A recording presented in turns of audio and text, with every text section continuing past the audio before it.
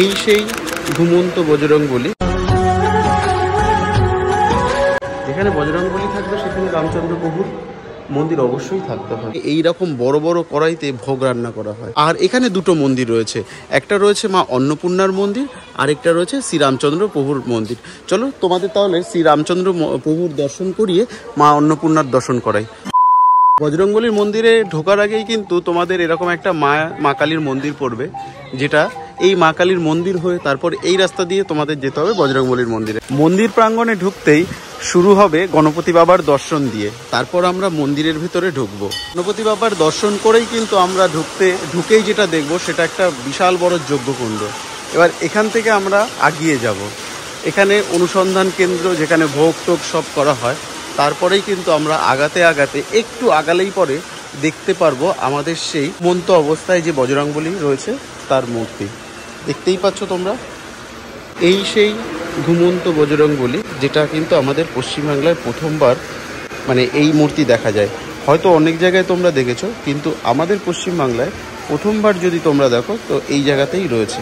তো চলো আমরা নিচে গিয়ে বজরংবলীর দর্শন তোমাদের করাই।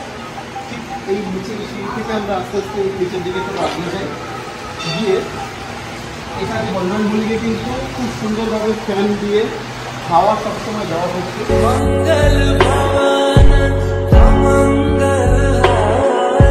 বজরংবলীর মাথার সামনেই কিন্তু ভগবান শ্রীরামচন্দ্রের ফটো রয়েছে, তোমরা দেখতেই পাচ্ছ। আর ভীষণ সুন্দর জায়গাটা, এখানে আরও অনেক কিছু রয়েছে। চলো তোমাদের ঘুরে ঘুরে এবার দেখাই।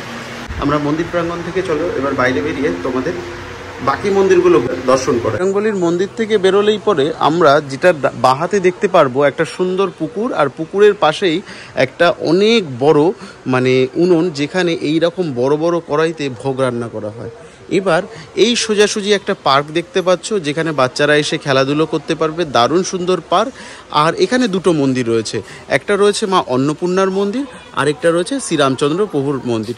চলো তোমাদের তাহলে শ্রীরামচন্দ্র প্রভুর দর্শন করিয়ে মা অন্নপূর্ণার দর্শন করাই।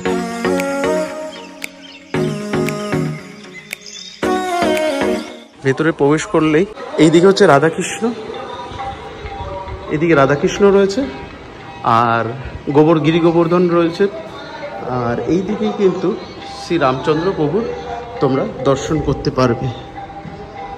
দেখো, যেখানে বজরংবলী থাকবে সেখানে রামচন্দ্র প্রভুর মন্দির অবশ্যই থাকতে হবে। তো ভীষণ সুন্দর একটা মন্দির, যেখানে অনেক কিছু রয়েছে তোমাদের। এবার চলো নিয়ে যাই মা অন্নপূর্ণার মন্দিরে। এবার থেকে এই মন্দির থেকে সোজাসুজি আমরা তাকালে মা অন্নপূর্ণার মন্দির দেখা যাচ্ছে।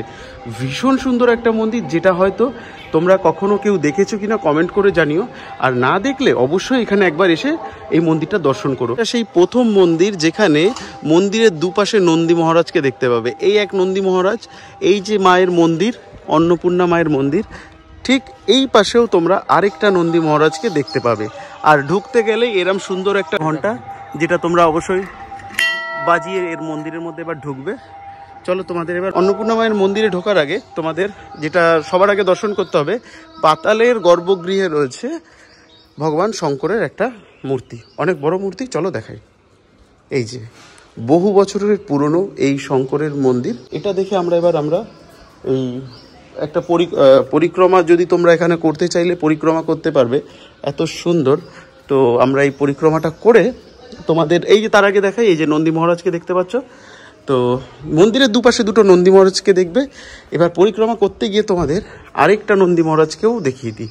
একদম এই নন্দী মহারাজকে দূর থেকে দেখিয়েছিলাম, এবার কাছের থেকে দেখিয়ে দিলাম। এই যে দেখো, এইবার আমরা মন্দিরের মা অন্নপূর্ণার দর্শন করব। মন্দিরটা বেশ সুন্দর, তোমরা যারা আসোনি একবার এসে এই মন্দিরের দর্শন করো। এই মন্দিরেও কিন্তু তোমরা পরিক্রমা করতে পারো, মা অন্নপূর্ণার মন্দির। আর চলো, এই যে দেখো মায়ের অপূর্ব সুন্দর দৃশ্য, মহাদেব আর মা অন্নপূর্ণাকে, ভীষণ সুন্দর এই মন্দিরটা। একবার তোমরা এসো, তোমাদের সবার ভালো লাগবে।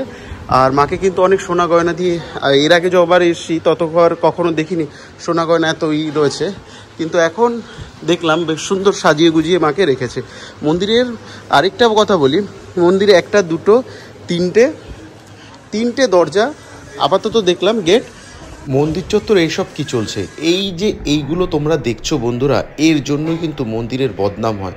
এগুলো টোটাল 3টে গেট আছে মন্দিরে।